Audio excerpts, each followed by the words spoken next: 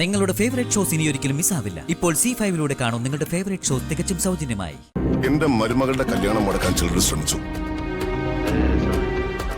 അതിന് ശ്രമിച്ചവരാരായാലും അവർ ഈ പ്രതാപവർമ്മ ആരാണെന്ന് മനസ്സിലാക്കുന്നത് നന്നായിരിക്കും. സിംഹാസനത്തിൽ ഇരിക്കാനും എനിക്ക് പറ്റും, മുണ്ട് മടക്കി കുത്തി കവലയിൽ നിന്ന് തല്ലുണ്ടാക്കാനും എനിക്ക് പറ്റും. അതുകൊണ്ട് ഇനി ഈ കല്യാണം മുടക്കാൻ ആരെങ്കിലും ശ്രമിച്ചാൽ പ്രതാപവർമ്മയുടെ മറ്റൊരു മുഖം കൂടി അവര് കാണേണ്ടതായി വരും. ചേച്ചി ചേച്ചി ഇങ്ങനെ വിഷമിക്കല്ലേ. എന്തെങ്കിലും ഒരു വഴി ഏട്ടൻ കാണും. എന്ത് വഴി? എന്റെ മോൾക്ക് യോഗമില്ല. അങ്ങനെ കരുതി സമാധാനിക്കാം.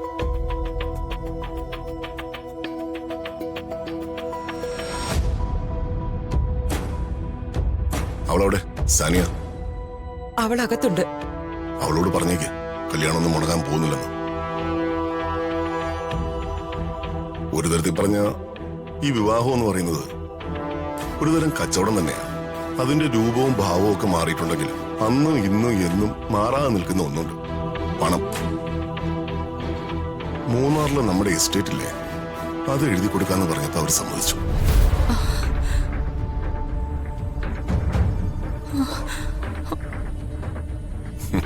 എന്തായാലും കല്യാണം മുടങ്ങില്ല, അത് നടക്കും.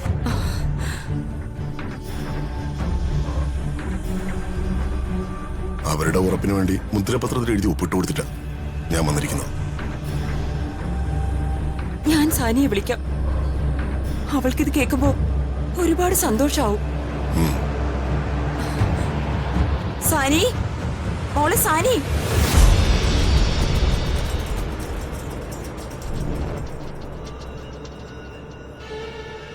വല്യമ്മാവും പറഞ്ഞത് മോള് കേട്ടോ? അത് നടക്കൂന്ന്. എല്ലാ പ്രശ്നങ്ങളും പരിഹരിച്ച അമ്മാവൻ വന്നിരിക്കുന്നത്. ഇതിന് നിന്നോട് എങ്ങനെ നന്ദി പറയണോന്ന് എനിക്കറിയില്ല. വലിയൊരു സങ്കടത്തിന്നാ നീ ഞങ്ങളെ രക്ഷിച്ചത്. അതെന്റെ കടമയല്ലേ ചേച്ചി. നിങ്ങൾക്കൊരു വിഷമം വരാതെ നോക്കേണ്ടത് ഞാനല്ലേ.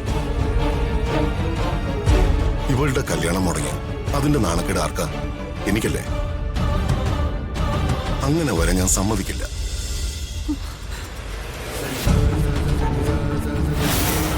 ഇങ്ങനെ സ്നേഹിക്കാൻ മാത്രം അറിയാവുന്ന ഒരു സഹോദരനുള്ളതാ എന്റെ ബലം.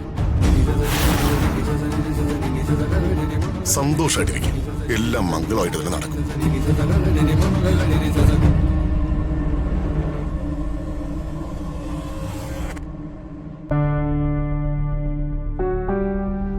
എന്താ ഇതെന്താ നിങ്ങളുടെ ഏട്ടൻ ഈ കാണിക്കുന്നത്? സാനിയുടെ കല്യാണം നടത്താൻ 50 ഏക്കറോ? പുര കത്തുമ്പോ വാഴ വെട്ടുമെന്ന് കേട്ടിട്ടുണ്ട്. അതാ ഇപ്പൊ നിങ്ങളുടെ ചേച്ചി ചെയ്യുന്നത്. എനിക്ക് എന്ത് ചെയ്യാൻ പറ്റും? ഏട്ടൻ തീരുമാനിക്കുന്നു, നടത്തുന്നു. ഇതാണ് കുഴപ്പം. ഏട്ടൻ എന്തെങ്കിലും തീരുമാനിച്ച ആരും എതിർക്കില്ലെന്ന് അംബിക ചേച്ചിക്ക് നന്നായിട്ടറിയാം. അതുകൊണ്ടാ സങ്കട കണ്ണീരൊഴുക്കി അവരിത് മുഴുവൻ നേടിയെടുക്കുന്നത്. വിഷമാ അവര്, വിഷം. ഏട്ടന് ചേച്ചിയോടുള്ള സ്നേഹം എത്ര വലുതാണെന്ന് നിനക്കും അറിയാവുന്നതല്ലേ. ചേച്ചിക്ക് വേണ്ടി ഏട്ടൻ എന്തും ചെയ്യും. ആ മാനസികാവസ്ഥ അവര് മുതലെടുക്കുന്നത്. ഋതികയുടെ അമ്മ പത്മാവതി അവരെങ്ങനെ ഇവിടുന്ന് പോയത്? ഈ അംബിക ചേച്ചി കാരണം. വളരെ തന്ത്രപരമായിട്ട് ചേച്ചി അവരെ ഇവിടുന്ന് പുറത്താക്കി.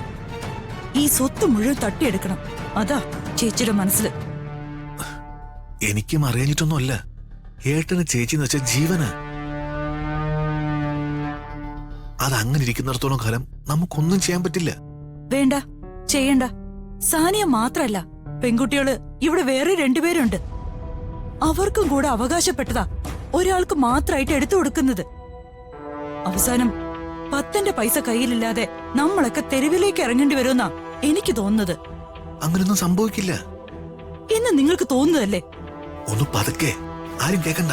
നീ വാ. നമ്മളിങ്ങനെ മാറിയെന്ന് സംസാരിക്കുന്നതും ചേച്ചി അങ്ങനെ കണ്ട അത് പ്രശ്നമാ. ഇങ്ങനൊരു പേടിത്തൊണ്ടൻ ഇതാ ചേച്ചിക്ക് വളാവുന്നത്. പറയാനുള്ളത് ഞാൻ പറഞ്ഞു. തടയേണ്ടത് തടയേണ്ട സമയത്ത് തടഞ്ഞില്ലെങ്കിൽ അനുഭവിക്കേണ്ടി വരും. അന്ന് കയ്യും കാലും ഇട്ട് അടിച്ചിട്ട് ഒരു പ്രയോജനം ഉണ്ടാവില്ല. നീ വാ.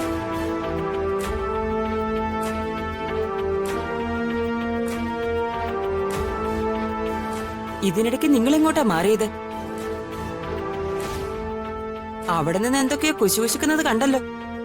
എന്തായിരുന്നു അത്? അത് കല്യാണം അടുത്ത് വരെയല്ലേ. കോൺട്രാക്ട് പണിയെന്നും പറഞ്ഞ് നടക്കാതെ വീട്ടിലെ കാര്യങ്ങളും കൂടെ ശ്രദ്ധിക്കണമെന്ന് ഞാൻ ഉപദേശിക്കുകയായിരുന്നു. അല്ലേ ശേഖരേട്ടാ? അതേതായാലും നന്നായി. അങ്ങനെ തന്നെയാ വേണ്ടത്. നല്ല ഗംഭീരമായിട്ടാ ഈ കല്യാണം നടത്താൻ പോകുന്നത്. ആളുണ്ടാവണം എല്ലാത്തിനും ഓടി നടക്കാൻ. അതിന് ശേഖരൻ ബെസ്റ്റാ. എന്തായാലും അതങ്ങനെ സോൾവ് ആയി. ഞാൻ അപ്പോഴും പറഞ്ഞതല്ലേ, കൂടുതലൊന്നും സംഭവിച്ചില്ലല്ലോ.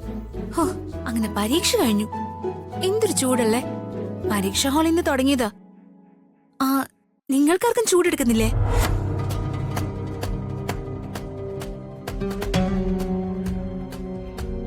എനിക്കെടുക്കുന്നുണ്ട്.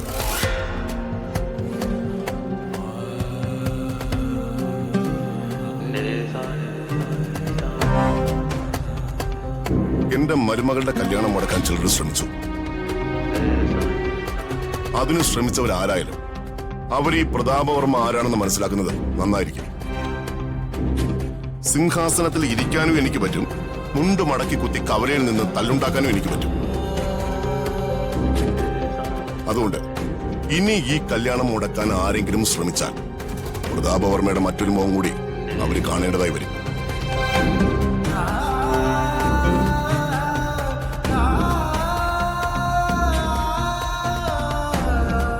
ഈ കല്യാണം നടക്കും മോളെ. പ്രശ്നങ്ങളൊക്കെ നിന്റെ അച്ഛൻ പറഞ്ഞു തീർത്തു. അമ്മേ, ആശ്വാസം. അതെന്താ നീ അങ്ങനെ പറഞ്ഞേ? അല്ല, മൊത്തത്തിൽ ചൂടാണല്ലോ, അതിൽ നിന്നൊരു ആശ്വാസം കിട്ടിന്ന് പറഞ്ഞതായിരുന്നു. പരീക്ഷയായിരുന്നല്ലോ, അതിന്റെയൊക്കെ ചൂട് വേറെയുണ്ട്. ഒന്ന് കുളിക്കണം, ഫ്രഷ് ആവണം. ആ മോള് വാ.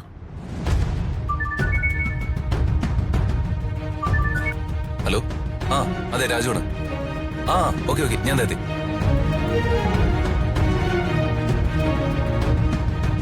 അവളെ ഒരു പാഠം പഠിപ്പിച്ചില്ലെങ്കിൽ എന്റെ പേര് അംബിക എന്നല്ല. അവളെ ശരിയാക്കി കൊടുക്കുന്നുണ്ട് ഞാൻ. പ്രതാപൻ പറഞ്ഞതുപോലെയൊന്നും അല്ല. അംബിക പറയുന്നതേ ചെയ്യൂ. ചെയ്യാൻ പറ്റുന്നത് മാത്രമേ പറയൂ.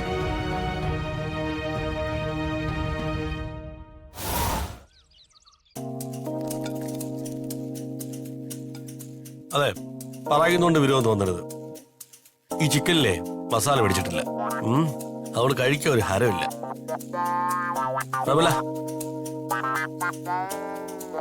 അതെ, ഇവിടെ കല്യാണത്തിന് എന്തെങ്കിലും കറി വെച്ചിട്ടുണ്ടാവുമല്ലോ അല്ലേ? അതെടുത്തൊന്നുകൂടെ എനിക്ക്.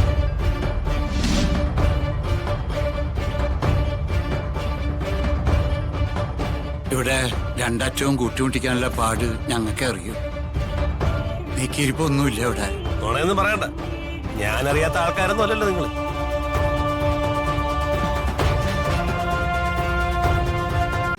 ഡൗൺലോഡ് ചെയ്യൂ C5 ആപ്പ്. കാണൂ എല്ലാ എപ്പിസോഡുകളും സൗജന്യമായി.